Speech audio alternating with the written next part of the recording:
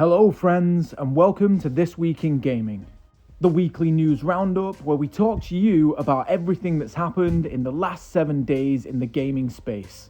This week we've got a whole host of things to discuss with you, including the release of Shattered Space, news on Space Marine 2, as well as all the games releasing next week. First up, as reported by IGN, Games Workshop had some conversations with Saber Interactive, the developers of Space Marine 2, because the ankles were wrong.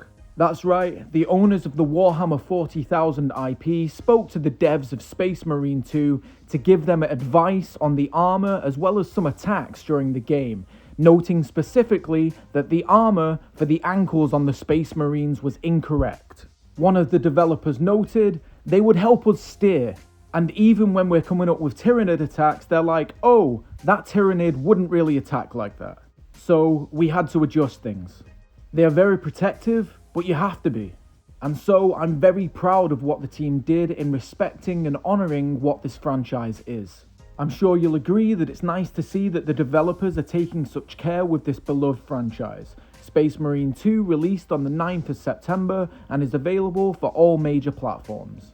Next up, Bethesda and Microsoft has released the first DLC expansion for Starfield, titled Shattered Space. Players will find themselves on Va'ruun Kai, the home world of House Va'ruun, one of the antagonists from the main game. Players will have access to all new locations and a new achievement list, and will uncover the mystery of what happened on this homeworld.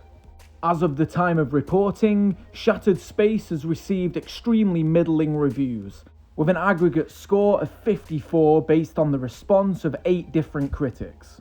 This is a significantly lower score than the base game, however, as always, some fans disagree.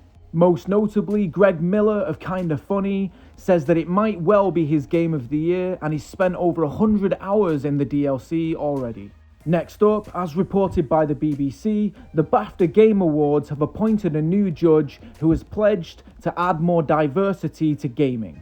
Melissa Tom, the founder of the Bristol Academy of Voice Acting, is quoted as saying, "As the popularity of gaming continues on its upward march, it's critical that people of all backgrounds see themselves represented within the games." And now for some news about Zelda: Echoes of Wisdom.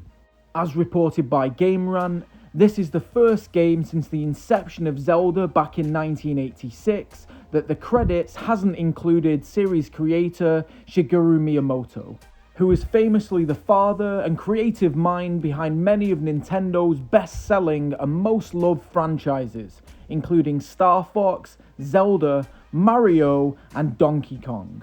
Though his name has been omitted from some of the spin-off games such as Cadence of Hyrule and Age of Calamity, the name being omitted from this main series game seems to have added fuel to the flame that Miyamoto might be stepping back from Nintendo creative life.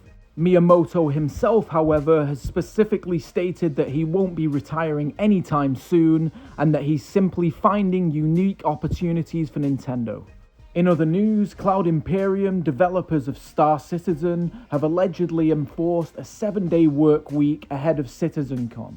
As reported by Insider Gaming, an email was allegedly sent to staff which states, "Double down over the next 18 days to make sure that once again we create an amazing experience for our community."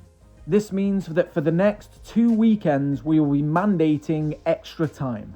Cloud Imperium are no strangers to controversy with their game Star Citizen, having taken over 10 years and 700 million in backers' money and still not released a full game. Finally, let's talk about the games releasing in the week ahead. Necro Story, releasing on the 7th of October, is a creature collection RPG akin to Pokemon, Palworld, etc. The game will see you summoning hordes of undead and upgrading your necromancy skills to take on your enemies. Necro Story releases this coming Monday, the 7th of October, on PC, Switch, PS5, Xbox Series X and S.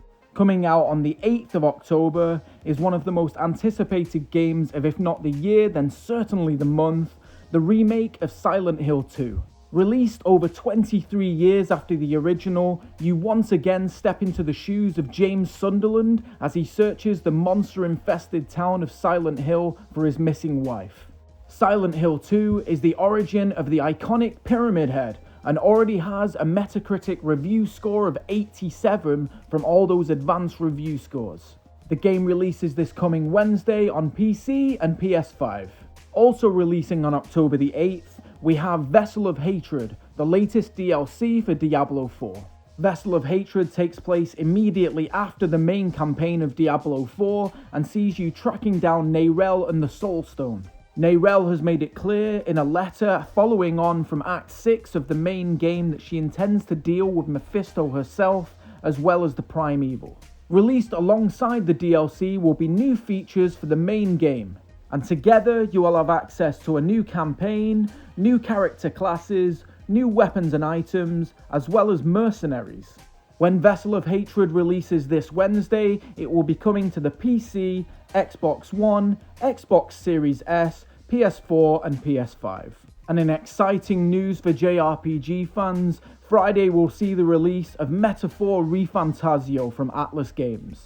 In this brand new IP from the creators of the Persona series, the players will take control of a champion taking place in a tournament to decide who will be the successor to the throne. Promising a high degree of freedom for players to mix and match skills and abilities, this game is truly a must-buy for any fans of the genre. Metaphor Refantazio releases this coming Friday for PC, PS4, PS5, Xbox One and Series X and S. And that's everything we have for you this week. Like and subscribe. Let us know in the comments below which game you're most excited for. Thank you very much for watching. I'll see you in the next one.